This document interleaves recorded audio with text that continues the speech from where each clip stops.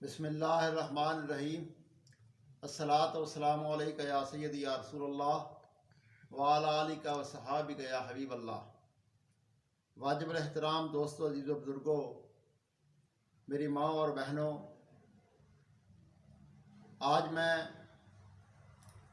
بہت ہی اہم اور ضروری نقطے پر آپ کی توجہ مرکوز کرانا چاہتا ہوں۔ وہ نقطہ جو کہ مسلمان مرد اور عورت آپس میں نکاح کرتے ہیں۔ اس وقت میں باقی کسی اور طرف گفتگو نہیں کرنا چاہتا، صرف اور صرف نکاح میں جو حق مہر ہے اس پر کچھ گفتگو کرنا چاہتا ہوں۔ بالعموم ہوتا یہ ہے کہ جب شادی والے دن دلہا برات کے ساتھ دلہن والوں کے گھر پہنچ جاتا ہے، حکومتی قانون کے مطابق نکاح فارم سامنے ہوتے ہیں،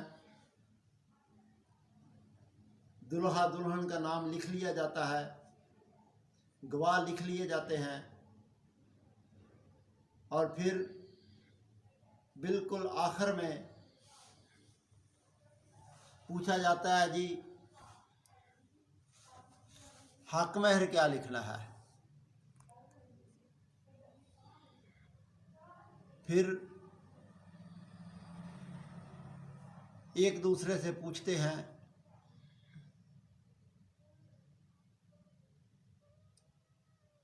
لڑکے والے، واپس نکاح خواہاں سے سوال کرتے ہیں جی کیا لکھیں، حالانکہ یہ فیصلہ جو ہے یہ تو فریقین نے کرنا ہوتا ہے، نہ کہ نکاح خواہاں سے پوچھنے والی بات ہے اس وقت۔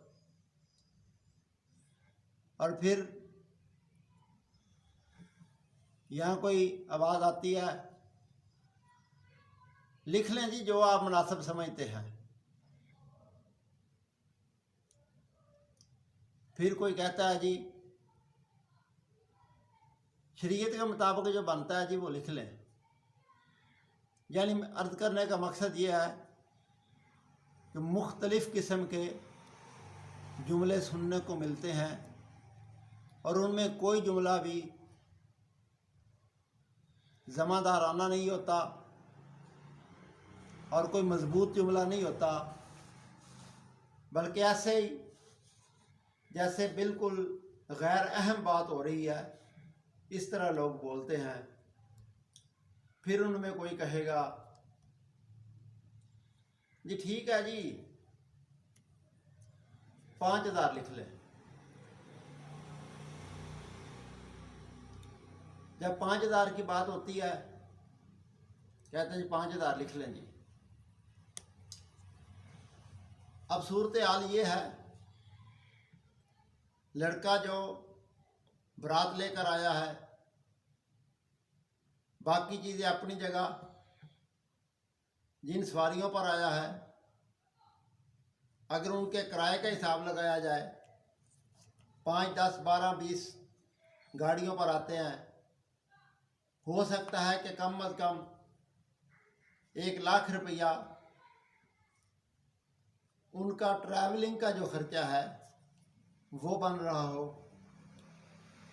اور لاکھوں روپے لڑکی والے اس دن مہمانوں کی ضیافت پہ لگا رہے ہوں، اور پھر اس سے بڑھ کر بالعموم آج 5,000 10,000 روپیہ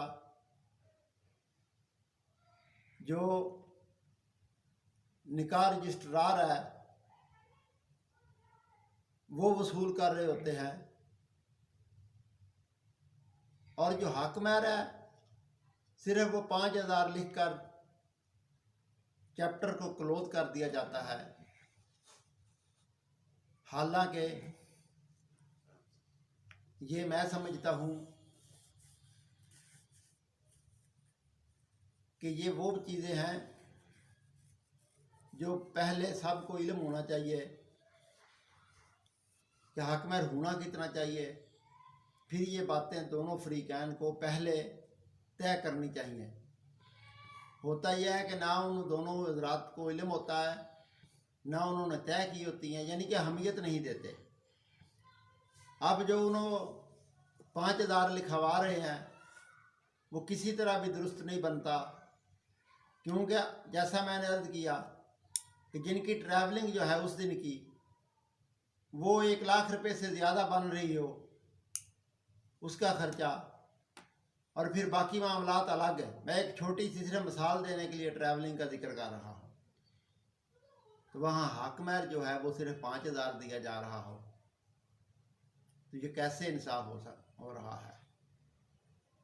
حالانکہ میں عرض کر دوں، علماء کرام فرماتے ہیں کہ حق مہر جو ہے وہ متعین نہیں ہے کہ صرف اتنا ہی کرنا ہے۔ لوگ کہتے ہیں جی جتنا شریعہ ہے، جی شریعت نے یہ نہیں کہا کہ صرف اتنا ہی کرنا ہے، بلکہ اگر میں اس پر مثال دوں، ایک وقت تھا حضرت عمر فاروق رضی اللہ تعالیٰ عنہ کا زمانہ تھا، آپ نے کہا کہ میں حق مہر جو ہے اس کی رقم کو متعین کرنا چاہتا ہوں۔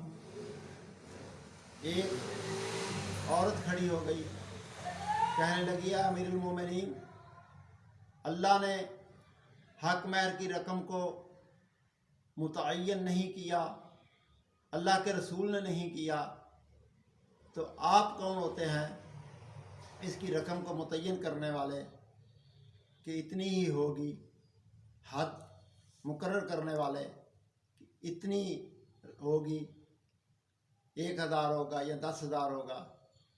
جب اللہ اور رسول نے نہیں کیا تو آپ کو یہ حق حاصل نہیں ہے۔ حضرت عمر فاروق رضی اللہ تعالیٰ عنہ نے فرمایا کہ میں غلط فیصلہ کرنے لگا تھا، ایک عورت نے میری رہنمائی کر دی ہے۔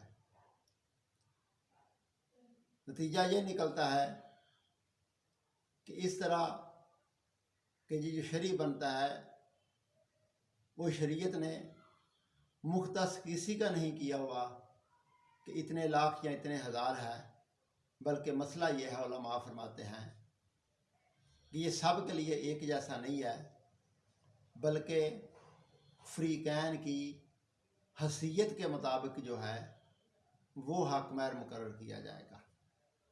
یعنی ایک آدمی جو ہے اس کی حیثیت ہے کہ وہ مالی طور پر بالکل ہی مضبوط نہیں ہے، بالکل ہی کمزور ہے، اس کا حق مہر اس کی حیثیت کے مطابق ہوگا۔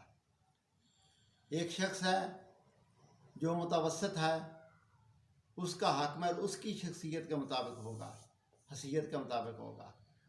ایک ہے وہ لاکھ پتی ہے، اس کا حق مہر اس کی حیثیت کے مطابق ہوگا۔ ایک کروڑ پتی ہے، اس کا اس کی حیثیت کے مطابق، اور ایک اربوں میں ہے تو اس کا اس کی حیثیت کے مطابق ہوگا۔ یہ نہیں ہوگا ایک کروڑ پتی آدمی ہے تو کہیں جی اس کا حق مہر بھی 5,000 ہوگا، یا ایک لاکھوں میں ہے تو پھر اس کو بھی کہیں جی یہ 5,000 ہوگا۔ بھائی 5,000 تو ان کے لیے ہے جو بیچارے بالکل کمزور اور بالکل مالی طور پر غیر مستحکم ہوتے ہیں، اور بالکل ہی مقصد ہے کہ پکڑ دکڑ کر اور معمولی خرچ سے جنہوں نے اپنا نکاح کرنا ہو، یہ ان کے لیے ہے۔ آج اس زمانے میں جب 5,000 روپیہ لکھنے پڑھنے والا رجسٹرار جو ہے وہ اور نکاح خواں صاحب کی خدمت کی جا رہی ہے، تو پھر دیکھیں نا کہ جو اصل ہے نکاح وہ اس کا جو حق مہر ہے وہ اس سے کہیں زیادہ ہوگا۔ بہرحال میں اس پر یہی کہنا چاہتا ہوں کہ یہ حق مہر جو ہے یہ حیثیت کے مطابق ہوتا ہے، اس پر ہم لوگوں کو توجہ کرنی چاہیے۔ اور یہ بھی عرض کروں گا کہ جو ہمارے نکاح خواہ حضرات ہیں انہیں بھی چاہیے کہ وہ لوگوں کی رہنمائی کریں۔ ائمہ مساجد کو چاہیے کہ لوگوں کی رہنمائی کریں، اور ائمہ مساجد اور نکاح پڑھانے والے جو حضرات ہیں انہیں یہ چاہیے کہ جن بچیوں کا نکاح انہوں نے پڑھانا ہوتا ہے پہلے انہیں بھی یہ جو نکاح فارم ہے وہ پڑھائیں، وہاں شرائط کا جو ذکر ہے وہ پڑھائیں، بچیوں کی بھی پوری رہنمائی کریں۔ لیکن یہ تب ہوگا کہ جب والدین خود توجہ کریں گے۔ والدین پہلے اپنی بچیوں کو باقی علم بھی سکھائیں، یہ خود بھی سیکھیں اور اپنی بچی اور بچوں کو بھی سکھائیں۔ ان چیزوں پر غور ہونا چاہیے اور ان پر معلومات لینی چاہیے۔ یہ نہیں ہے کہ اس وقت اس مسئلے کو اہمیت ہی نہ دی جائے اور کہا جائے جو مرضی کر لیں جی، یا جتنا بنتا ہے جی۔ بھئی یہ پہلے کیوں نہیں آپ نے پتہ کیا کہ کتنا بنتا ہے اور کیا کرنا چاہیے؟ اس لیے میں یہ کہنا چاہوں گا کہ اپنی بیٹیوں کے ساتھ جہاں ان کی اچھی تعلیم و تربیت کا حکم دیا گیا ہے وہاں ان باتوں کی طرف بھی توجہ دینی چاہیے کہ ہم نے کیا کرنا ہے اور کیا نہیں کرنا ہے، کیونکہ حق مہر میں جو سب سے اصل چیز ہوتی ہے وہ نکاح میں حق مہر ہوتا ہے، اس لیے اس پر خاص توجہ کرنی چاہیے۔